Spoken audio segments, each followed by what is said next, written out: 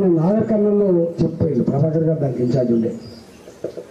నేను ఎక్కడ చూడలేదు, ఒక బంగ్లా 3 అంతస్తుల బంగ్లా, నాకే అనిపించింది కూలిపోద్దా అని. ఎందుకంటే 30-40 ఏళ్ళ బంగ్లా ఉన్నట్టుంది అది.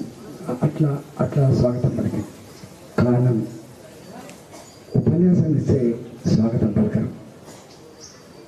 చెప్పిన మాటకి చేసే పనికి కోయిన్సైడ్ అయినప్పుడు, సింక్రనైజ్ అయినప్పుడు, ఆ ఫలితాలు కళ్ళ ముందు కనపడుతున్నప్పుడు ఇవాళ ఆ ఆదరణ చెప్తారు. మీరు చూసాను చాలా చాలా సందర్భాలు. ఈవెన్ 2004 to 2014 యూపీఏ సర్కార్ స్టేబుల్ గవర్నమెంట్ ఉన్నప్పటికీ కూడా ఒక 2G స్కామ్, ఒక కోల్డ్ స్కామ్ మంత్రులే జైలు పడే సందర్భాలు చూసిండు, ఎంపీలు జైలు పడే సందర్భాలు చూసిండు, అధికారులు జైలు పడే సందర్భాలు చూసిండు. కానీ 10 సంవత్సరాల ఈ కాలంలో ఈ దేశంలో ఎక్కడ కూడా ఒక స్కామ్ లేకుండా, మనం తొలగించుకునే పరిస్థితి లేకుండా భారత జాతి గౌరవాన్ని ఆలోచించారు. అనేక ఆస్పెక్ట్స్ ఉంటాయి గవర్నమెంట్కి అనేక ఆస్పెక్ట్స్ ఉంటాయి. అలా ఒక ఆస్పెక్ట్ డెవలప్మెంట్ విషయంలో ఎప్పుడైనా కల్పన ఉండేనా? ఈ భారతదేశం ఈ కంప్యూటర్ యుగంలో, ఈ రాకెట్ సైన్స్ యుగంలో నా గ్రామీణ ప్రాంతాలు ఉన్నటువంటి నా ఆడపిల్లలు చెండు పట్టుకొని బయటికి పోతున్నారు. ఆ చెండు పట్టుకొని బయటికి పోయిన ఆడపిల్లకు వెనకట్లుగా కంచెలు లేవని, గుట్టలు లేవని, సాటి లేదని చాలా తలమించుకునే పరిస్థితి ఉందని చెప్పి ఎవరు ఆలోచించలేదు.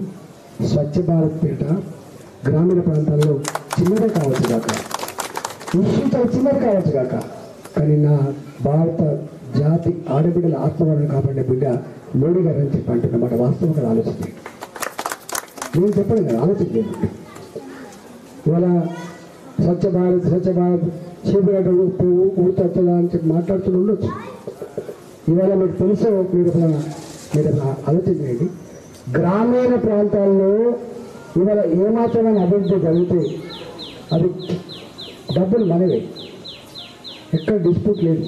నేను ఎప్పుడు అంటుంటా, మోడీ గారు తన ఇంటికి తెచ్చిపెట్టాడు, కేసీఆర్ గారు తన ఇంటికి తెచ్చిపెట్టాడు.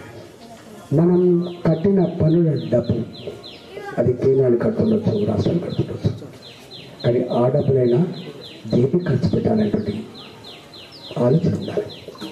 మీ గ్రామాలలో వేస్తున్న సిమెంట్ రోడ్లు కావచ్చు, కట్టిన మోరీలు కావచ్చు, చౌరస్తాలో వెలిగిన లైట్లు కావచ్చు, నా ఆడబిడ్డల మహిళా సంఘ భవనాలు కావచ్చు, నా గ్రామ పంచాయతీ భవనాలు కావచ్చు, పచ్చగా ఎదుగుతున్న చెట్లు కావచ్చు, ఇవన్నీ కూడా కేంద్ర ప్రభుత్వం మీద తప్ప ఇక్కడ ఇది కావు. కానీ నంబర్ వన్ అని ఉపన్యాసం ఇచ్చిన మాత్రమే అన్నీ చేస్తాను. నేను ఆర్థిక మంత్రి, మీకు తెలుసు, దాని లోతు నేను నేను వచ్చినప్పుడు ఎంత అప్పు ఉండే, నేను దిగిపోయేటప్పటికి ఎంత అప్పు అయింది, ఎట్లా తెచ్చినాం, ఇవన్నీ ఒక ఆస్పెక్ట్. సరే, మేము డెవలప్మెంట్ కోసం అని తెచ్చినాం. అంటే గ్రామీణ ప్రాంత ప్రజల మౌలిక సమస్యల మీద దృష్టి పెట్టి ఆలోచించండి పాలకుడిగా, పార్టీగా. రెండవది, ఇవాళ మీరు వాడుతున్న సెల్ ఫోన్స్, మీ ఇళ్ళలో ఉన్న టీవీలు అన్నీ కూడా మనకు క్రేజీ ఉండే imported, made in Japan, made in China, made in America, made in Germany, today made in India. రక్షణ రంగంలో కావచ్చు, ఎలక్ట్రానిక్ రంగంలో కావచ్చు, విప్లవాత్మకమైన మార్పు వచ్చింది. గుర్తుపెట్టుకోండి. ఇప్పటిదాకా వారు ఎవరు మాట్లాడి చెప్పిండు, భారతదేశం అంటే థర్డ్ వరల్డ్ కంట్రీ మేధావుల దృష్టిలో పేద దేశం. ప్రపంచ బ్యాంకు చరిత్రకు తొలగి భారత ప్రజల ప్రయోజనాలను పనంగా పెట్టి అప్పు చేస్తూ డిబేట్ చేసాం మనం. ఇవాళ వరల్డ్ బ్యాంక్ అప్పులు లేవు, వరల్డ్ బ్యాంక్ నిబంధనలు లేవు, నో ఏషియన్ డెవలప్మెంట్ బ్యాంక్. ఇవాళ భారతదేశం తన సొంత కాళ్ళ మీద ఎదగలిగేటువంటి స్థాయికి వచ్చింది. జిఎస్టీ, ఈ మేధావి గారు చెప్పిపోతున్నా, జిఎస్టీ ఎప్పుడు స్టార్ట్ అయింది?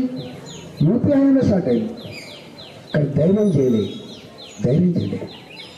2014 మెడుగలు వచ్చిందట నథింగ్ డూయింగ్ అమలు కావాల్సిందే. ఈ దేశం పురోగమించాలంటే డబ్బులు ట్యాక్స్ చేయబడితే ఈ దేశం బాగుపడదని చెప్పి ఎక్కడొక్కడ కఠినంగా తీసుకోవాలి. పవర్ ఓరియంటెడ్ పాలిటిక్స్ చేయొద్దు, పీపుల్ ఓరియంటెడ్ పాలిటిక్స్ ఉండాలి. ఈ దేశం జనాలు పెరిగిపోతూ ఉంది, కానీ అంతరాలు కూడా పెరిగిపోతూ ఉన్నాయి. ఈ అంతరాలు తగ్గాలంటే ప్రపంచ చిత్రపటం మీద అడుక్కునే దేశంలో ఉండద్దంటే ఈ బోర్డర్ కాన్స్టిట్యూషన్ చెప్పి భావించి జిఎస్టీకి వాళ్ళు పునాదేశం. నేను అలా 5 సంవత్సరాలు పనిచేశాను. మొత్తం 29 రాష్ట్రాల ఆర్థిక మంత్రులు నేను 5 ఏళ్ళు పనిచేశాను. అలా అనేక రాష్ట్రాలు తిరిగిన అనేక దేశాలు కూడా తిరిగినాను. అందులో ఒక దేశం గురించి మీకు చెప్తా, ఆస్ట్రేలియా. మనం అనుకుంటాం అమెరికా ఎంత డెవలప్ అవుతుంది, ఆస్ట్రేలియా ఎంత డెవలప్ అయింది.